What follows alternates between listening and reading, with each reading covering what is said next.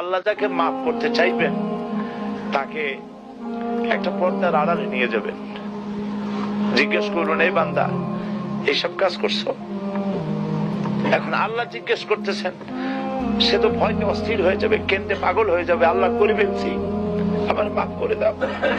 আল্লাহ পাক তার জবানের সমস্ত পাপের কথা শুনে সে যখন অনুতপ্ত হয়ে কাঁদতে থাকবে, আল্লাহ বলবেন, যা মাফ করে দিলাম, জান্নাতে চলে যা। এইটা হচ্ছে হিসাবে ইয়াসির। আল্লাহুম্মা হাসিবনি হিসাবান ইয়াসিরা। কাবা শরীফ মানুষ যখন তাওয়াফ করে, এই তাওয়াফের ষষ্ঠ তাওয়াফে একটা দোয়া আছে।